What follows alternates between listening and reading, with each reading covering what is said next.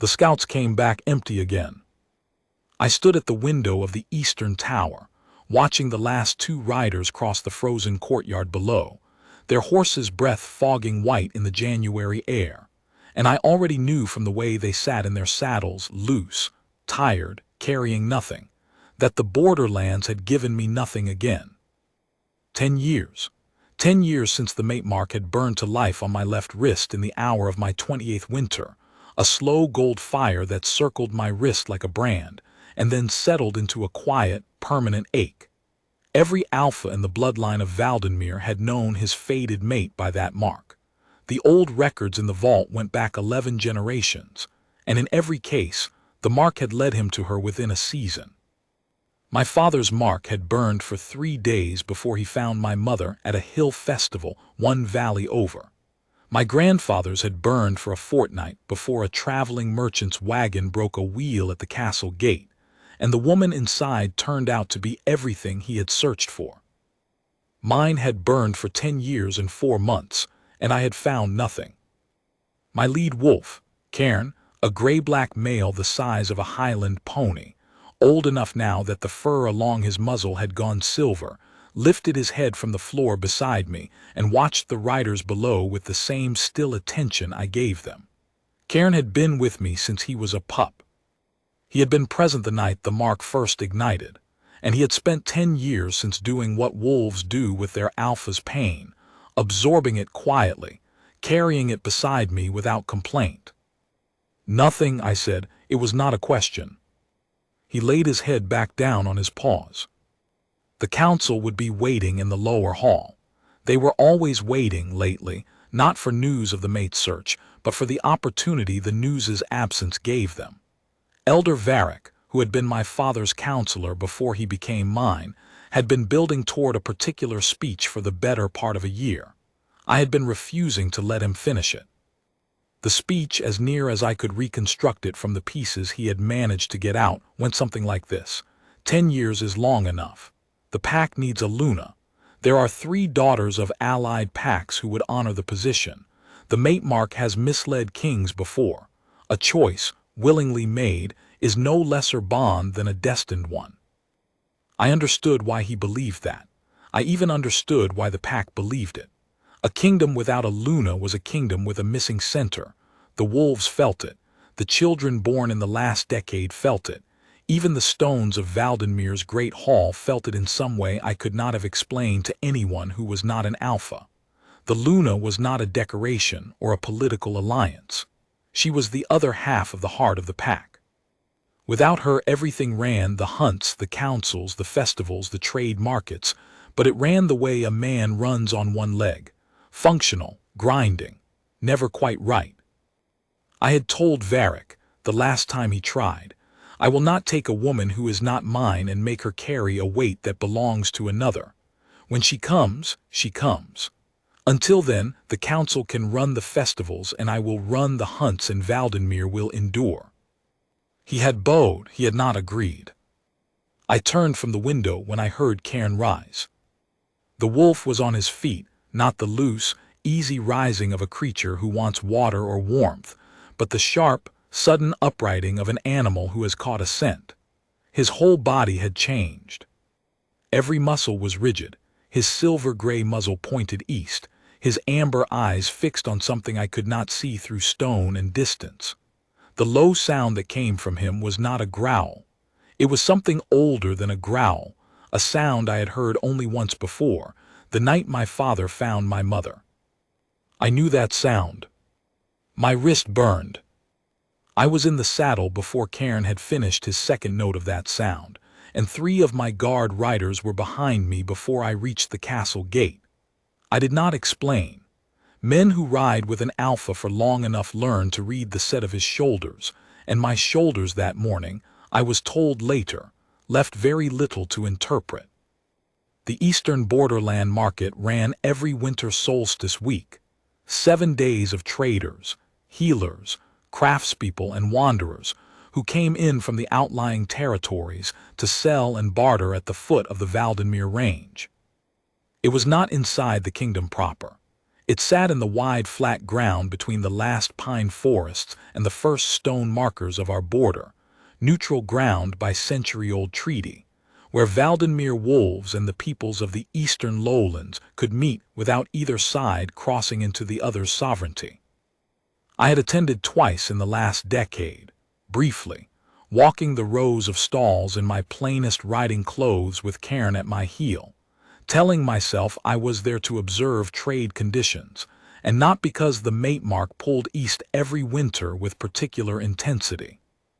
This morning Cairn ran the whole way, 6 miles at a pace I had never seen from him before, his paws barely seeming to touch the frozen ground, his silver-tipped tail straight out behind him like a banner. My horse struggled to keep up. I let the reins loose and trusted the horse to follow the wolf, and we crossed the last ridge at a gallop and came down into the market with the morning still pale and cold, and the trader fires just beginning to catch. The market smelled of pine smoke, mulled cider, cut leather, and the warm animal smell of 100 winter-wrapped people moving in close quarters. I pulled my horse to a walk at the first row of stalls. Cairn had gone ahead, threading between the legs of people and tables and stacked crates of goods with a sureness that made the early morning market-goers step back and watch him with wide eyes. Wolves of Cairn's size did not generally move with that quality of certainty through human spaces. He looked, one of my guard riders would tell me later, like a wolf who had an appointment. I dismounted and gave my reins to my second rider, Forden, and walked after him. I found Cairn at the far eastern edge of the market, in the row where the healers and herbalists laid out their wares on long wooden tables covered with oilcloth. He had stopped before a particular stall, a modest setup, nothing elaborate, just 2 folding tables draped in gray-green cloth and covered with small clay jars, bound packets of dried herbs, folded papers of ground compounds, and 2 shallow baskets of fresh-pulled winter roots that someone had clearly dug before the frost came down hard. Behind the table stood a woman. She had her back to me. She was talking to an older woman with a wrapped wrist who was turning over one of the clay jars, nodding as the woman behind the table spoke to her, explaining something. I could tell from the tone, something practical. Something she had explained many times before but was explaining again, now with the patience of someone for whom patience is not a performance but simply a habit.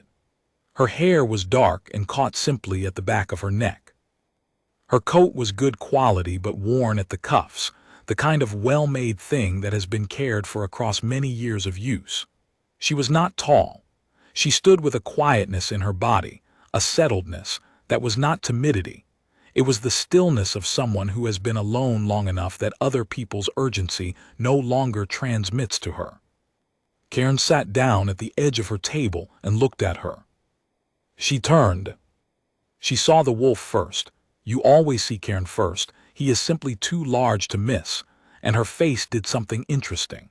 It did not go fearful. It went still, the way a person goes still when they are trying to understand something rather than react to it.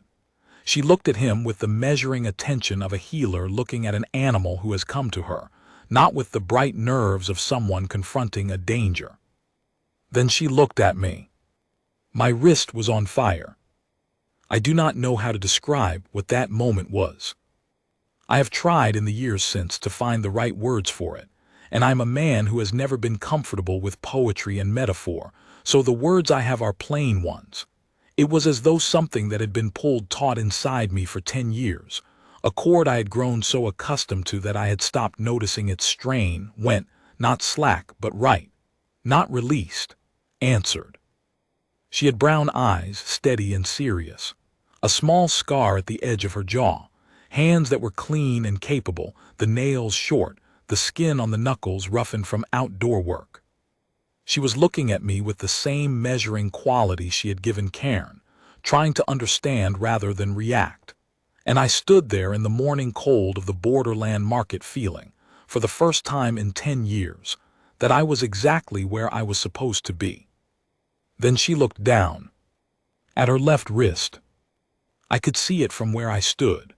The old mark, a thin line the color of faded ink, circling her left wrist the way a piece of cord leaves a mark after years of wear. Not a burn, not a brand, just the ghost of a line old enough that it had almost disappeared into her skin.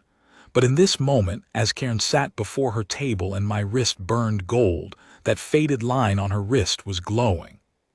Faintly, softly, the way an ember glows just before it catches. She stared at it. "What is that?" she said. Her voice was low. She had the inflection of someone who had been raised in pack territory, not in mine, but in one of the southern or eastern packs, a slight rounding of the vowels that I recognized as the accent of the borderland regions. She was not asking me out of fear. She was asking the way she would ask the name of a compound she had not encountered before, direct, seeking information. "It is the mate mark," I said. She looked up from her wrist to me. "I don't have a mate." "No," I said. "But you have the mark." The older woman with the wrapped wrist, who had been standing to the side holding her clay jar and watching all of this unfold with the particular absorption of someone who has stumbled into a scene that is nothing to do with them but is too interesting to leave, took a careful step backward. A reasonable response. The woman behind the table, my mate, the word formed itself in my mind with a completeness that was almost violent in its certainty. Set down the packet of dried herbs she had been holding and looked at me steadily. "You're the alpha of this territory," she said. It was not a question. She had read Karen correctly, or perhaps the three riders waiting at the edge of the row, or perhaps simply the way I was standing. "King Kedron of Valdemir," I said. "And you are?" "Sina," just the one word. No pack name. No territory name after it the way wolves give their names the name and then the home. Just Sina alone. "No pack," I said. Something moved across her face, not pain, not quite. Something older than pain, the expression of someone who has made a long peace with a particular fact and does not need sympathy for it. "Not for a long time," she said. I stood there with my wrist burning and looked at her, and I thought of 10 years. 10 years of scouts and empty reports and Variks carefully building speeches and the mate mark pulling east every winter.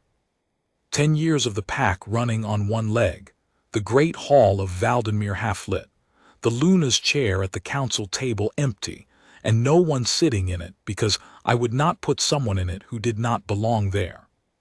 10 years and she had been wandering. "What happened," I said, "to your pack?" She was quiet for a moment. Around us the market was beginning to fill in earnest, more traders arriving, children running between the stalls, the smell of hot bread from somewhere near the central firing. She seemed to weigh something, and then she said plainly, "I was asked to leave. Years ago. I was young and I had no mate and I had no particular standing and the pack was consolidating. The old alpha was dying and the new one wanted a leaner structure. I was not useful enough to keep." She said it the way she had explained whatever was in the clay jar, informatively, without embellishment. "So I left. I've been a traveling healer since. The work is honest and it takes me to places, and I am good enough at it that people are glad to have me." There was no self-pity in it. That was the thing that struck me hardest, not the fact of it, which was appalling enough, a pack releasing one of its own for being insufficiently convenient, but the complete absence of self-pity in her account of it. She had made something workable from what had been done to her, and she had been living in that workable thing for long enough that it simply was her life, and she was not asking anyone to be sorry about it.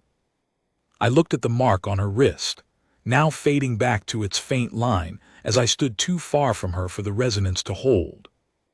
"How long ago?" I said. 11 years, she said. 1 year before the mate mark had first burned on my wrist. I stood very still with that arithmetic. 11 years ago someone had looked at this woman at Sina, who was steady-eyed and patient and had capable healer's hands and a quality of stillness about her that I could already feel pulling at something deep in my chest, and had decided she was not useful enough to keep. And she had picked up her healer's pack and walked out of it and spent 11 years wandering, and had not told anyone that it mattered. Karen made a low sound and rested his chin on the edge of her table, directly on her oilcloth, looking up at her. She looked down at him. After a moment, with the same careful, measuring quality she gave everything, she reached out and rested her hand on top of his great head. He closed his eyes. I did not ask her to come with me that morning. I am telling this the way it happened, and what happened was this. I stayed at her stall for 2 hours. I am a king. I have a kingdom that does not stop requiring my attention because I have encountered something momentous, and yet I stayed for 2 hours, and what I did in those 2 hours was talk to her. She told me about the winter roots, which ones were good for joint pain, which ones made a decent poultice for deep bruising, which ones were edible in the cold months, and which ones looked edible but were not. She asked me about the eastern roads because she had not taken them before, and she was planning to head that direction after the market closed. I told her the roads were good, but the pass at Greenmark got icy in the second month of winter. She nodded and noted that in a small book she kept in her coat pocket. We did not talk about the mark again. We did not need to. The mark was there. It was simply there, the way the mountains behind us were simply there, present, enormous, requiring no discussion. When I left to attend to what I could not ignore any further, Karen refused to go with me. I looked at him. He looked back at me from his position at the foot of her table, settled into the frozen ground with all 4 paws arranged as though he had taken root, his amber eyes calm and faintly self-satisfied. "Karen," I said. He did not move. Sina looked down at him and then up at me with the faintest edge of something that might, in a less guarded person, have been amusement. "I think he wants to stay," she said. "He is my wolf," I said. "He may be," she said, "but he appears to have made a decision." Forden, behind me, made a sound that was not quite a cough. I left Karen with her and rode back to the castle with the mark burning on my wrist every step of the way. The council meeting lasted 3 hours, and I heard perhaps half of it. Elder Varick had begun his speech before I had fully sat down. I let him finish it this time. The speech was, as I had reconstructed it, essentially correct. The pack needed a Luna. 10 years was long enough. There were allied daughters who would honor the position. He delivered it with the careful gravity of a man who has been rehearsing for a year and knows this is his best opening. The other elders watched me. I waited until he was finished. "I found her this morning," I said. The room went quiet in a particular way. Not stunned silent, but held still. The way a room goes when something that has been pending for a very long time finally arrives. "My fated mate," I said. "She is at the borderland market. Her name is Sina. She is a traveling healer. She was released from her pack 11 years ago." I paused. "The pack that released her made a significant error. I intend to correct it." Varick looked at me for a long moment. Then he lowered his head. "Then we will prepare the hall," he said. "Not yet," I said. "She does not know who she is yet. I am going to go back and tell her." I went back in the afternoon, alone, on foot, without the riders and without the deliberate insignia of kingship. Just my plain winter coat and the mark on my wrist. Cairn was where I had left him, still parked at the foot of her table, and he stood when I approached, which was the closest he ever came to looking pleased with himself. The market was crowded now. She was busy, 3 people waiting at her table, an older man holding his arm out while she examined something on his palm, 2 women behind him with a child who had some rash on his neck that she was leaning in to look at. I stood at the edge of the row and watched her work. She was good. She was more than good. She was the kind of healer who makes people feel seen, which is rarer than skill and harder to teach. When she spoke to the old man about his palm, she gave him her full attention, and when she gave him the small wrapped packet of compound and told him how to use it, she repeated the instructions twice and waited to make sure he understood. When the child with the rash squirmed away from her examination, she did not grab him back or talk over his head to his mother. She looked at him directly and said simply, "I know it stings. I'm going to be quick," and he held still. The 2 women paid her more than the set price of the remedy. She looked at the extra coin in her palm and then looked up at them. That's too much, she said. Our boy had it for 3 weeks, one of the women said. 3 healers couldn't touch it. Whatever that is, she nodded at the packet, I'll pay for it. Sina looked at the coin for another moment and then put it in the worn purse at her belt without further argument. A practical woman. I had already known that. When the 3 customers had gone, she looked at me. She had known I was there. I had seen it in the slight change in her posture when I arrived, the almost invisible awareness of someone who has spent years traveling alone and has learned to be conscious of their surroundings. You came back, she said. I said I would, I said. She looked at me. You didn't say that. She was right, I hadn't. I meant to, I said.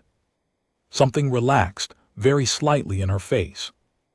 I moved to the end of her table and stood beside it, out of the way of the next customer who was already approaching. When she had dealt with them, a straightforward query about a sleep remedy, resolved in 2 minutes, she folded her hands on the table and waited. I want to tell you some things, I said. All right, she said. The mark on your wrist is a fated mate mark. It is not common. It appears at birth on wolves who carry a destiny bond in their bloodline.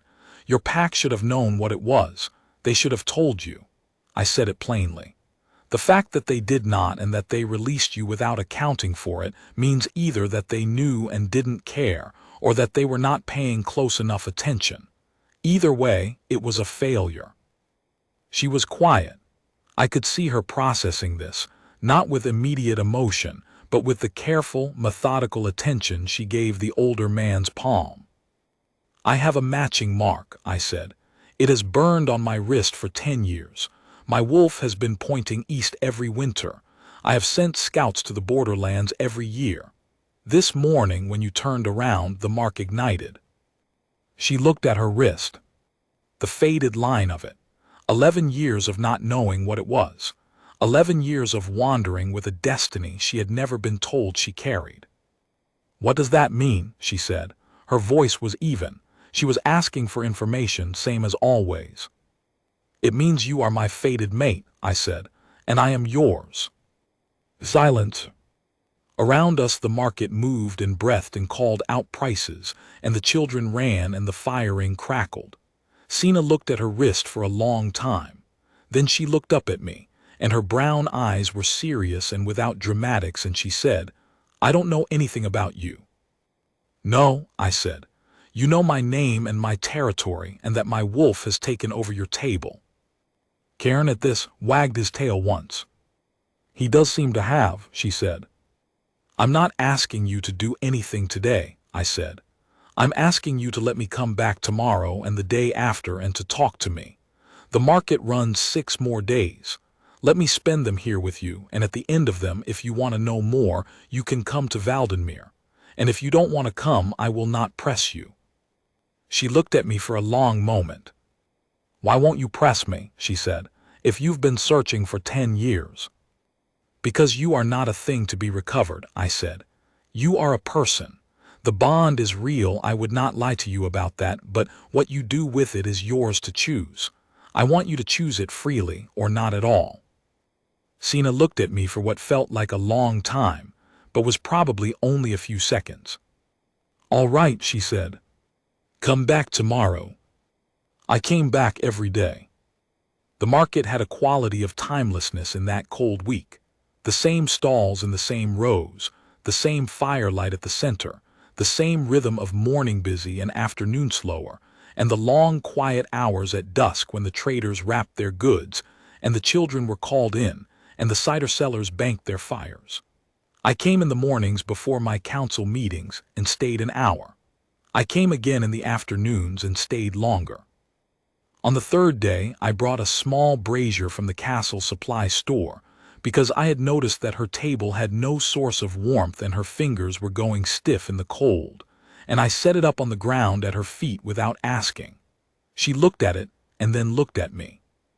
Thank you, she said. You cannot heal people properly with frozen hands, I said. That is a practical reason, she said. I'm a practical man, I said. We talked.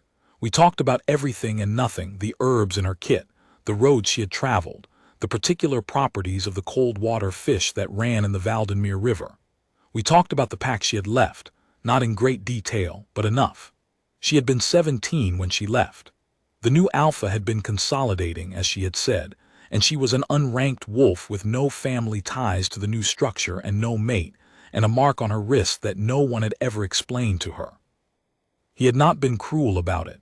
He had simply said that the pack was restructuring, that her situation was uncertain, and that she might find more opportunity elsewhere. She had packed her things and gone. "Were you angry?" I asked her on the 4th day. She thought about it honestly, the way she thought about everything. "Not for very long," she said. "I was frightened for a while, 17 alone, not knowing what I was doing. But then the healer work started coming in and I was good at it, and being good at it was its own kind of home, the kind that moves with you." She paused. "I think I was angry somewhere underneath for a long time, but I didn't have room for it. Anger takes space and I needed the space for other things." I thought of the alpha who had released her. I thought of what I would say to him if I ever stood in front of him, and then I decided not to think about it because it was not the most useful thing to be thinking about. "You should have been told about the mark," I said. "Yes," she said simply, "I should have been." Cairn, who had spent the last 4 days in an unbroken vigil at the foot of her table, except for the nights when I took him back to the castle with significant effort, put his chin on her knee, and she rested her hand on his head. He breathed out, long and slow, the contentment of an old wolf who has concluded a 10-year mission and found the result satisfactory. On the 5th day, 2 of the pack wolves who patrolled the borderland territory stopped by the stall at dawn and lay down. They were not Cairn. They were younger patrol wolves who had no particular reason to be interested in a traveling healer's table. They lay down anyway. One of them rolled onto his side in the snow and went to sleep. On the 6th day, a 3rd wolf appeared and then a 4th.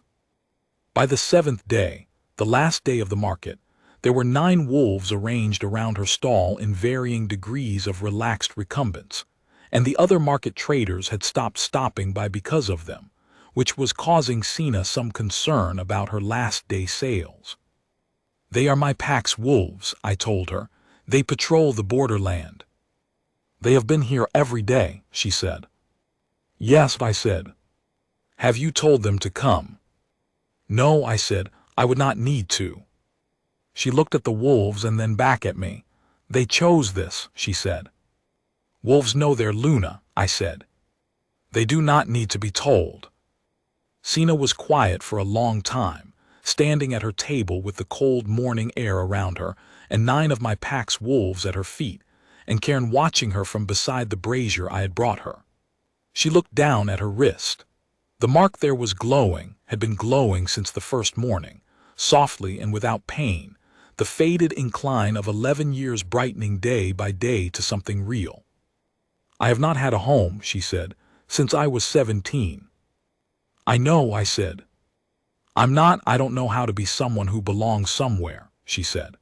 It was the most unguarded thing she had said to me all week, and she said it the same way she said everything, directly, informatively, as if this were a relevant piece of medical history. "Neither does anyone the first time," I said, "but you will not be doing it alone." She looked at me, the brown eyes steady and serious. In the week I had spent here I had learned to read the layers behind her steadiness, that she was not unfeeling, only careful with her feelings, the way someone is careful with things that have cost them before. That the patience was real, but it was not indifference. That when something moved her, it moved her all the way down, and that she simply did not perform it. Something moved her now. I could see it in the quality of her stillness, which was different from her usual stillness, not settled but held, the way you hold yourself when you are deciding. "All right," she said. "All right," I said. "I'll come to Valdenmere," she said. "I would like to see what belonging somewhere feels like." The council was assembled in the great hall when I brought her in. This was not my arrangement. Varric had assembled them. which meant Varric had been watching my daily trips to the borderland market and had drawn conclusions, which was exactly the sort of thing Varric was good at, and which was why he had been my father's counselor and then mine. The hall was lit with the iron chandelier and the wall torches, the amber light falling on the long stone floor, and the 12 elders of the Valdenmere Council stood in their places at the sides of the hall. The Alpha who had released her 11 years ago was not present. He was in the eastern lowlands, a 2-day ride. This was not his hall. But there were men and women present who knew the same calculation he had made, who had seen a young, unranked she-wolf with no mate and no family ties to the power structure, and decided she was not worth the accommodation. I was thinking about that as we walked through the hall. Sina walked beside me with the same quiet settledness she had brought to the market stall. She was not performing courage, she simply did not need to perform it. She looked at the hall with her measuring attention, taking in the stonework, the chandelier, the assembled council, with the same careful consideration she gave everything. Cairn walked at her left side. The 9 patrol wolves, who had apparently followed us from the borderland, had arranged themselves in a line inside the hall doors and were sitting very straight, which was not something patrol wolves generally did. Varric, at the center of the council, looked at her and then at me. He was old enough that very little surprised him visibly, and he had had 5 days of watching to prepare himself. He bowed formally, a full elder's bow, the kind given to a Luna. The 12 elders followed his lead. Sina's breath shifted just slightly, just enough that I heard it. She had not expected that. She had, I thought, expected something more like another evaluation, another structure deciding her value and finding it insufficient. She had not expected 12 elders to lower their heads before she had done anything at all. I took her hand. The mate marks on our wrists ignited at the contact, not painfully but brilliantly gold light that ran the length of both our forearms, and then settled into a warm, steady glow. The patrol wolves at the hall doors made a sound together that was not quite a howl, something softer than that, something that moved through the hall like the sound the mountains make in the spring when the ice is finally, irrevocably done. "This is Sina," I said to the council. My voice carried easily in the stone hall, it always did. "She is my fated mate and the pack's Luna, recognized by the mark, confirmed by the wolves of the Borderland Patrol. She came to us from 11 years of wandering, which ended this week at our eastern market, which is where she was always going to end up." I looked at the elders. "She is home." Varric looked at me, and then at Sina, and the old man's face did something I had not seen it do in years. He smiled. "Welcome home, Lunacina," he said. The weeks after that were ordinary, and they were the most extraordinary weeks of my life. Sina moved into the castle with her healer's pack and her worn cuffed coat and her small notebook, and she learned the geography of Valdenmere the way she had learned every road she had traveled methodically, with full attention, noting things in the notebook, and asking questions that were specific and useful. She learned the elders' names and their areas of responsibility within 2 days. She asked Varric for the pack's medical records within a week, and he looked at her over the top of the ledger she was holding and said, "The previous Luna had the same request 30 years ago," with a quality in his voice that I recognized as approval. She set up a healer's station in the lower hall of the East Wing within a fortnight. A real one, not a single traveling table but proper shelving and preparation space, and a hearth that could be kept burning through the cold months. Word spread through the pack within days. The wolves came, at first tentatively and then with increasing regularity. Pack members with the usual winter ailments, children with the usual childhood complaints, the elderly with the things that made the elderly's winters difficult. She saw everyone who came. She did not rank them by their standing or their usefulness to the power structure. She saw them in the order they arrived.